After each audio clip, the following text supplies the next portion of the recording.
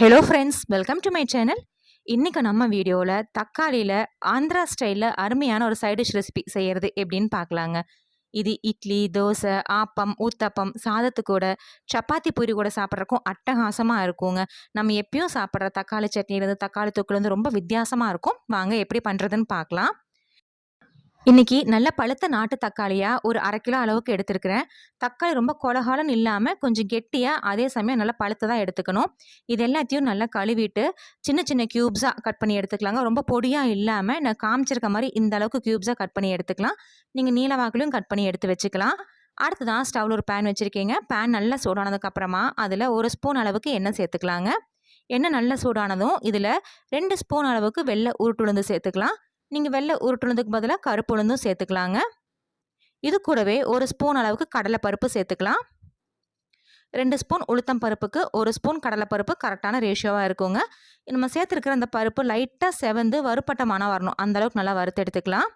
இந்த மாதிரி லைட்டாக செவந்து வர டைமில் இது கூட 1 ஸ்பூன் அளவுக்கு வரமல்லி சேர்த்துக்கலாங்க.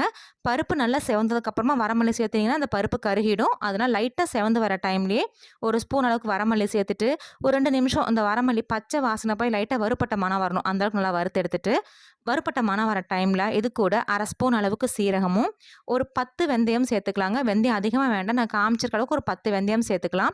சேர்த்துட்டு ஒரு 2 நிமிஷத்துக்கிட்ட நல்லா வறுத்து எடுத்துக்கலாம். இதெல்லாம் வறுக்கும் போது ஃப்ளேம் நல்லா லோவில் வச்சுட்டே வறுத்துக்கலாங்க. இந்த வரமல்லியோ இல்லை நம்ம சேர்த்துருக்க அந்த பருப்போ லைட்டாக கருகினா கூட அந்த பச்சடியோட டேஸ்ட் மாறிடும். நல்லா வறுப்பட்ட மனம் வர டைமில் இது கூட காரத்துக்காக ஒரு 4 வரமிளகாய் சேர்த்துருக்குறேன். இந்த மிளகாய் நல்லா காரம் நான் 4 சேர்த்துருக்கிறேன். உங்கள் காரத்துக்கு தகுந்த அளவுக்கு கூடவோ குறைவோ சேர்த்துக்கோங்க. இந்த தக்காளி பச்சடி பார்த்திங்கன்னா கொஞ்சம் காரம் தூக்குதலாக இருந்தால் நல்லா சுவையாக இருக்கும். அதனால் மிளகாய் வந்து உங்கள் விருப்பத்தை தகுந்த அளவுக்கு பார்த்து சேர்த்துட்டு இந்த மிளகாய் நல்லா வறுப்பட்டதுக்கு அப்புறமா இது ஃப்ளேம் ஆஃப் பண்ணிட்டு இது எல்லாத்தையும் ஒரு பிளேட்டில் மாற்றி எடுத்து வச்சுக்கலாங்க. அடுத்ததான் செலவு சாமான் வறுத்த அதே எண்ணெயில் நம்ம ஏற்கனவே கழுவி க்ளீன் பண்ணி வச்சுருந்த தக்காளியை சேர்த்துக்கலாங்க. நீங்கள் விருப்பப்பட்டால் கொஞ்சம் எண்ணெய் சேர்த்துக்கலாம். நான் ஏற்கனவே எண்ணெய் இருந்ததுனால அதில் அப்படியே சேர்த்துக்கிறேன். இந்த தக்காளி கூட சின்ன கொட்டைப்பாக்கு அளவுக்கு புளி சேர்த்துக்கலாங்க. புளி சேர்க்கறது கம்ப்ளீட்டாக ஆப்ஷனல் தான். இந்த தக்காளியோட புளிப்புக்கு தகுந்த அளவுக்கு புளி சேர்க்கணும். நான் எடுத்துருக்கிற தக்காளி வந்து பார்த்திங்கன்னா ரொம்ப மிதமான புளிப்பு தான். அதனால் சின்ன கொட்டைப்பாக்கு அளவுக்கு புளி சேர்த்துருக்குறேன். நீங்கள் எடுக்கிற தக்காளி நல்லா புளிப்பாக இருந்தால் இந்த புளி சேர்க்குறத ஸ்கிப் பண்ணிவிடுங்க. இப்போ நான் சேர்த்துன புளியும் தக்காளியும் நல்லா கொலைய வெந்து வரணும். இதுக்கு ஒரு மூடி போட்டுருவோம். ஒரு 5 நிமிஷம் கழித்து பார்க்கலாம். இப்போ ஒரு 5 நிமிஷம் கழித்து ஓப்பன் பண்ணி பார்க்கலாம். பாருங்கள், தக்காளி எந்த அளவுக்கு நல்லா கொலைய வெந்து வந்திருக்கணும். இந்த அளவுக்கு நல்லா வேக வச்சு எடுத்துக்கணும். ஒரு டைம் இதை நல்லா கலரி விட்டு எடுத்துக்கலாங்க. நல்லா கலரி விட்டுட்டு இது கூட 2லேருந்து 3 அளவுக்கு கருவேப்பிலை சேர்த்துக்கலாம். கருவேப்பிலை சேர்த்துட்டு அதையும் ஒரு டைம் லைட்டாக பரட்டி விட்டு எடுத்துக்கலாங்க. தக்காளி இந்த அளவுக்கு நல்லா வெந்து வந்திருக்கணுங்க. அப்போ தான் அந்த பச்சடி நல்லா சுவையாக இருக்கும். பரட்டி விட்டுட்டு ஃப்ளேம் ஆஃப் பண்ணிட்டு இது நல்லா ஆற வச்சு எடுத்துக்கலாங்க. இப்போ ஒரு மிக்சர் ஜார் எடுத்துருக்கிறேன். அதில் ஏற்கனவே நம்ம வறுத்து வச்சுருந்த கடலைப்பருப்பு, உளுத்தம் பருப்பு, வரமல்லி, சீரகம், மிளகாய் எல்லாத்தையும் சேர்க்கலாம். தண்ணி எதுவும் சேர்க்க வேண்டாங்க. இதெல்லாம் சேர்த்துட்டு இது கூட 3 பல்லு பூண்டு, நல்ல பெரிய பல்லு பூண்டாக 3 பல்லு பூண்டு, சின்னதாக இருந்தால் ஒரு 5 பல்லு பூண்டு தோட அப்படியே சேர்த்துட்டு கொரகொரன்னு அரைச்சி எடுத்துக்கோங்க.